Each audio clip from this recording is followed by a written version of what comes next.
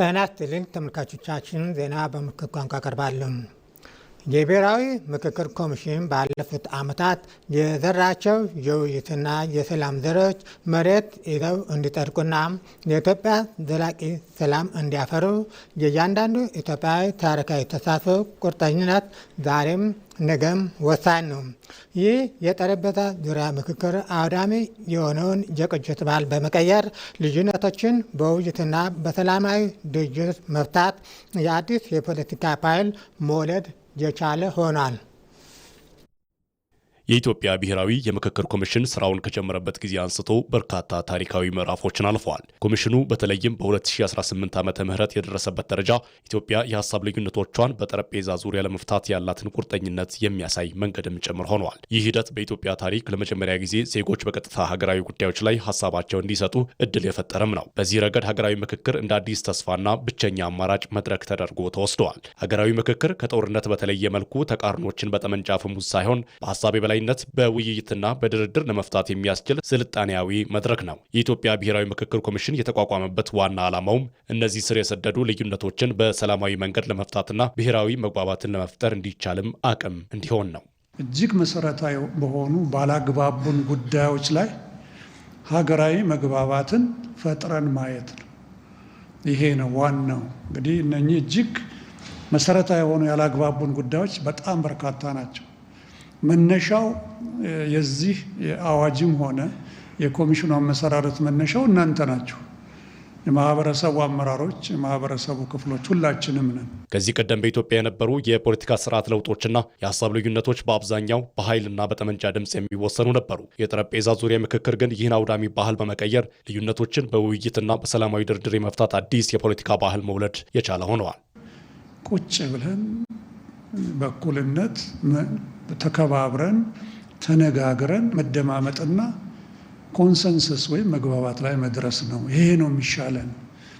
ግጭትን በነፍጥ የመፍታቱ መንገድ አላዋጣንም። መከራችንን አይተንበታል። ነፍጥ ዛሬ አንዱን አሸናፊ ሌላውን ተሸናፊ ቢያደርግም በሚቀጥለው ቀን ተሸናፊውን አሸናፊውን ተሸናፊ ላለማድረጉ ምንም ጋራንቲ የለንም። ስለዚህ ነፍጥ ሲተላለቁ መቀጠል ነው። ህይወትን ማጣት ነው። አካልን ማጉደል ነው። ከሁሉም በላይ እኔ ሁልጊዜም እንደምለው የአእምሮ ስብራትን ማስቀጠል ነው። ስለዚህ የሚሻለው ብዙ ሀገሮች ተፈትኖ ውጤታማ የሆነው ዳያሎግ ትክክለኛውን የአማርኛ ፍቺ ባያገኝም ምክክር የተሻለ ነው። ሀገራዊ ምክክር ከጦርነት ጋር ሊነጻጸር የማይችልና ለዘመናት የተከማቹ ተቃርኖችን ለመፍታት ብቸኛው ስልጣኔያዊ መድረክ ነው። ጦርነት ውድመትና ጥላቻን ሲያተርፍ፣ ምክክር ግን ግንኙነትና ተስፋን ይገነባል። ሀገራዊ ምክክር የአንድ ጊዜ ክስተት ሳይሆን ረጅም ጉዞ ነው።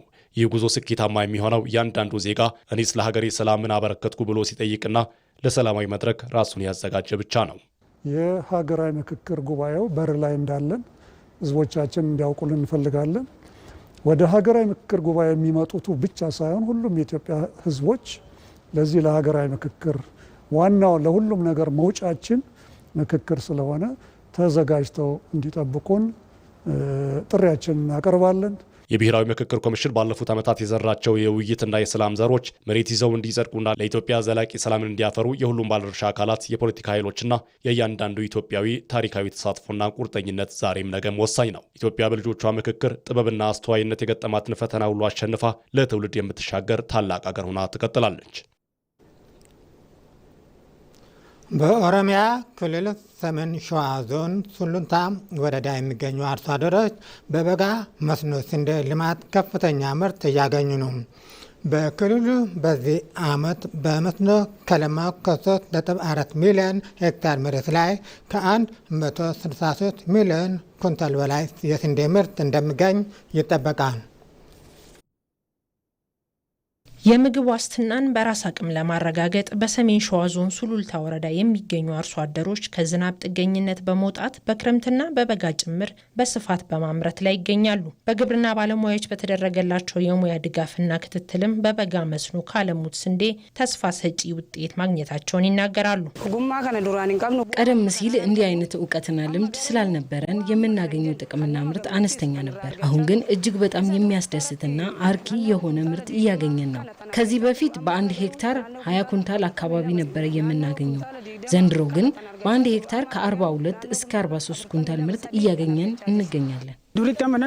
ድሮ ምርት ስናመርት የምናገኘው ምርት አነስተኛ ነበር። አሁን ግን በጥራትም ሆነ በብዛት የተሻለ ምርት እያገኘን ነው። ይህ ደግሞ እኛ ያገኘነውን እውቀትና ክህሎት ተጠቅመን ስናመርት የተሻለ ውጤት እንድናገኝ ያስችለናል። አርሶ አደሮቻችንም በዚህ ተጠቃሚ መሆን ችሏል። የኢኮኖሚ አቅማቸውም ሊያድግ ችሏል። በዞኑ በበጋ መስኖ ስንዴ ልማት ስራ የተገኘው ስኬት በክልል ደረጃ የተመዘገበው እቅድ አካል ነው። በክልሉ 4 ሚሊዮን ሄክታር ለማልማት ታቅዶ 3.4 ሚሊዮን ሄክታሩን ማልማት ተችሏል። ከዚህም ከ163 ሚሊዮን ኩንታል በላይ ምርት የሚጠበቅ ሲሆን በአሁኑ ወቅትም ምርቱን የመሰብሰብ ስራ ተጀምሮ ከ2.9 ሚሊዮን ኩንታል በላይ ተሰብስቧል።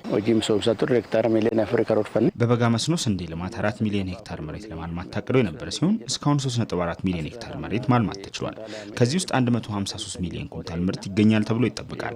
አሁን ምርቱ በተለያዩ አካባቢዎች እየተሰበሰበ ነው። 2.9 ሚሊዮን ኩንታል የሚሆነው ምርት ተሰብስቧል። ከ1.1 ሚሊዮን እስከ 14 ሚሊዮን ኩንታል የሚሆን ምርት ደግሞ ለመሰብሰብ ዝግጁ ሆኗል። የሸዋ አካባቢ ምርቱን መሰብሰብ ጀምሯል። ይህ ደግሞ ትልቅ ስኬት ነው። በሌላ በኩል ደግሞ የክረምት እርሻ ዝግጅት በስፋት እየተከናወነ ይገኛል። በክልሉ ከ11 ሚሊዮን ሄክታር በላይ፣ በሰሜን ሸዋ ዞን ደግሞ ከ600 ሺህ ሄክታር በላይ መሬት በተለያዩ የክረምት ሰብሎች ለመሸፈን ታቅዶ መሬቱን የማዘጋጀት ስራው በከፍተኛ ንቅናቄ እየተሰራ ይገኛል። ወቅታዊና ደረጃውን የጠበቀ የግብርና ግብዓት አቅርቦት፣ የሙያ ድጋፍና የአርሶ አደሩ ጠንካራ ተሳትፎ ተዳምረው እየታየ ላለው የግብርና ስኬት መሰረት መሆናቸው ተመላክቷል። የኢትዮጵያ የባህር በር ጥያቄ በኃይል ፍላጎት የማሳካት ወይም የሌሎችን ሉዓላዊነት የመጋፋት ሳይሆን በጋራ ተጠቃሚነትና በቀጠናዊ የኢኮኖሚያዊ ውህደት ላይ የተመሰረተ ነው። በቀጠናማ ያሉት የመንገድ፣ የባቡርና የኃይል መሰረተ ልማቶች ይበልጥ በማስተሳሰር የአፍሪካ ቀንድን የዓለም ማዕከል የማድረግ ራዕይ አለው። ከ130 ሚሊዮን በላይ የህዝብ ቁጥር ያላት ኢትዮጵያም በዓለማችን የወደብ ባለቤት ካልሆኑ አገራት መካከል በቀዳሚነት የምትጠቀስ ብትሆንም የባህር በር ፍላጎቷን የምታሳካው በሰላማዊ በህጋዊና በዲፕሎማሲያዊ መንገዶች ብቻ ነው። ይህ መልክዓ ምድራዊ እውነታም ኢትዮጵያን በኢኮኖሚ በውጭ ገቢ ንግድ እንዲሁም በብሔራዊ ደህንነቷ ላይ ከፍተኛ ጫና ማሳደሩን ተከትሎም ጥያቄው የቅንጦት ሳይሆን የህልውናናም የዘላቂ ልማት ዋስትናም አጀንዳ ተደርጎ ተወስዷል። ይሁን እንጂ ይህ ፍላጎት በአንዳንዶች ዘንድ የሚሳለው በኃይል ፍላጎት የማሳካት የሌሎችን ሉዓላዊነት የመጋፋት ወይንም የድንበር ጥሰት የመፈጸም ዓላማ የሌለው ነው። በተቃራኒው የኢትዮጵያ ራዕይ ሙሉ ለሙሉ በጋራ ተጠቃሚነትና በቀጠናዊ የኢኮኖሚያዊ ውህደት ላይ የተመሰረተ ነው። ኢትዮጵያ የዓለም ሕግጋትና የጎረቤት ሀገራት ሉዓላዊነት መከበር እንዳለባት በጽኑ የምታምን በመሆኗም የወደብ ፍላጎቷን የምታቀርበውን በጠረጴዛ ዙሪያ ውይይቶች፣ በህጋዊ ስምምነቶች እንዲሁም በዲፕሎማሲያዊ መንገዶች ብቻ ነው። ይህ ፍላጎት የሚሳካውም የሌላውን ድንበር በመውረር ሳይሆን በሰጥቶ መቀበል መርህ ላይ ተመስርቶ የጋራ ተጠቃሚነትን በማረጋገጥ ላይ ነው። የጠየቅነው ደግሞ ገለን ቀምተን አይደለም። የፈለገ ሰው በአፍሪካ ትልቁ ግድብ የኢትዮጵያ ግድብ ነው። ክብር ምስጋና የኢትዮጵያ ህዝብ ይግባና ትልቁን ግድብ ገንብቶልናል። ከዛ 15-20% ሼር ወስዶ ለኢትዮጵያ አክሰስ መስጠት ይቻላል። በቢዝነስ ህግ ማለት ነው። የለም ግድብ ከበደኝ ከተባለ በአፍሪካ አንደኛው የአየር መንገድ የኢትዮጵያ አየር መንገድ 5-10-20% ተወስዶ አክሰስ መስጠት ይቻላል። ያ ካሁንስ ሊዝ ይቻላል። ያ ካሁንስ የላንድ ስዋፕ ይቻላል። በሰላም በንግግር ይቻላል። የመንግስት የሥራ ኃላፊዎችና የፖለቲካ ተንታኞች እንደሚሉት የኢትዮጵያ የወደብ ባለቤት መሆን ለጎረቤት ሀገራትም ቢሆን የኢኮኖሚ በረከት እንጂ ስጋት አይደለም። ኢትዮጵያ ያላትን ሰፊ የገበያ ዕድል የግብርናናም የኢንዱስትሪ ምርቶችን እንዲሁም የታዳሽ ኃይል ወይንም የኤሌክትሪክ ኃይልን ለወደብ አቅራቢ ሀገራት በጋራ በመልማት መርህ የምታካፍል በመሆኑ ወደብ የሚሰጡ ሀገራት ከኢትዮጵያ ሰፊ የውስጥ ገበያናም መሰረተ ልማት ጋር በቀጥታ ተጠቃሚ ይሆናሉ። የምስራቅ አፍሪካ የወደፊት ዕጣ ፈንታ መወሰን ያለበት በፉክክርና በጥርጣሬ ሳይሆን በትብብር ስለመሆኑ ምሁራን ይስማማሉ። የኢትዮጵያ ህልውና ዕጣ ፈንታ የተሳሰረ ነው። ከተጠቀምንበት እጅግ በጣም ተስፋ ያለው ቀጠና ነው። ኢትዮጵያም ቀጠናውን ይዛ አብራ ማደግ የምትችልበት ነው። ያ ካልሆነ ግን ሁላችንም እየከሰምን እየደከምን የምንሄድበት በኢትዮጵያ ያለው የውጭ ግንኙነት ስታብሊሽመንቱ እና እስከዛሬ የሄድንበትን መንገድ ቀይረን እኔ ብቻ ሳይሆን የጎረቤት ሀገራት ልሂቃንም የዛው ውጤቶች ስለሆኑ እናንተም አቁሙና መተማመን ስንችል ነው፣ መወያየት ስንችል ነው፣ ልሂቃን አንድ ላይ መተን ችግሮቻችንን ማየት ስንችል ነው አመክንዮአዊ በሆነ መልኩ ተወያይተን ተግባብተን የጋራ መጠራጠሮችን ቀንሰን የጋራ የሆነ ከፍ ያለ ቀጠና መፍጠር የምንችለው። ኢትዮጵያ የባህር በር ስታገኝ በቀጠናው ያሉ የመንገድ የባቡርና የኃይል መሰረተ ልማቶችን ይበልጥ በማስተሳሰር የአፍሪካ ቀንድን የዓለም የንግድ ማዕከል ማድረግ ይቻላል። ይህም ጥያቄው ድንበሮችን የማጥበብ ሳይሆን በኢኮኖሚ ትስስር ድንበሮችን የማስፋትና የጋራ ልማትን ማፍጠንም ይሆናል። እናም የኢትዮጵያ የባህር በር ጥያቄ የአንድ ወገን የበላይነትን የመጫኛ መሳሪያ ሳይሆን ድህነትን በጋራ የመዋጋት የህዝቦችን ትስስር የማጠናከርና በምስራቅ አፍሪካ ዘላቂ ሰላምና ልማትን ለመገንባት የሚቀርብ የሰላምና የልማት ጥሪ ነው። በመሆኑም የመደመር መንግስት የጀመረውን የታላቅና ፍትሃዊ ጥያቄን በተባበረ ድምፅ መልስ እንዲያገኝ የወቅቱ አጀንዳ ሆኖ ይቀጥላል።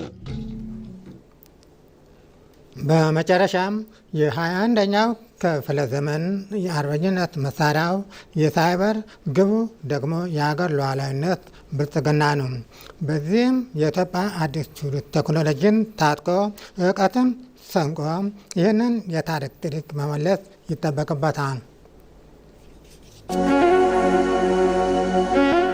የኢትዮጵያውያን አርበኝነት በታሪክ አጋጣሚዎች የሚቀያየሩ የአርበኝነት መገለጫዎች ዛሬ ላይ አዲስ መልክ ይዘዋል። ቀደምት አባቶችና እናቶች ሀገርን ከወራሪ ለመከላከል ፊታቸውን ወደ ጦር ግንባር ያዞሩበትና በዱር በገደሉ የተዋደቁበት ያ ዘመን አልፎ ዛሬ ኢትዮጵያ ያለችበት የሉዓላዊነትና የእድገት ምዕራፍ አዲስ የትግል ስልትን ይሻል። ይህም ቴክኖሎጂን መጠቀም፣ መታጠቅና በዲጂታሉ ዓለም መበልጸግ የወቅቱ ቀዳሚ አርበኝነት ነው። የአሁኑ ዘመን አርበኝነት በሳይበር ምህዳር ሀገርን መጠበቅ፣ በዲጂታል መሰረተ ልማት የኢኮኖሚ ጥገኝነትን መስበርና የሀገርን ብሔራዊ ጥቅም በቴክኖሎጂ ልዕልና ማስከበር ላይ ያተኮረ ነው። ይህ ትውልድ የዘመኑ አርበኛ እንዲሆን የተመቻቸለትን የዲጂታል ምህዳር ተጠቅመው የኢትዮጵያን ቀጣይ ዕጣ ፈንታ የመወሰን ትልቅ አደራ በእጁ ላይ ነው።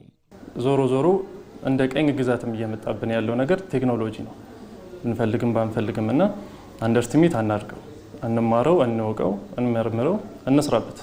እሱን ተጠቅመን ደግሞ የተሻለ ነገር መስራት ስለምንችል ኤአይን ተጠቅመን ብዙ ዲጂታል ቴክኖሎጂዎችን ተጠቅመን ኦፕን ማይንድ እንሆንና ለቴክኖሎጂው ስራ ለመፍጠር ስራ ለመስራት ሀገራችንን ደግሞ ኮንቴክስቷን ባልዘለለ ባህላችንን በጠበቀ ምክንያቱም ባህልም ስናለን ባህላችንን ባላፈነገጠ መንገድ እንድንጠቀም በአንድ የጣት ንኪኪ ዓለምን በእጅ መዳፍ ውስጥ ማስገባት፣ መረጃዎችን በሰከንዶች ፍጥነት ማጋራትና እውቀትን ከዲጂታል መስኮት መቅሰም ይህ የዛሬው ትውልድ የታደለው ልዩ እድል ነው። ነገር ግን ይህ እድል ትልቅ ኃላፊነትን ይዞ መጥቷል።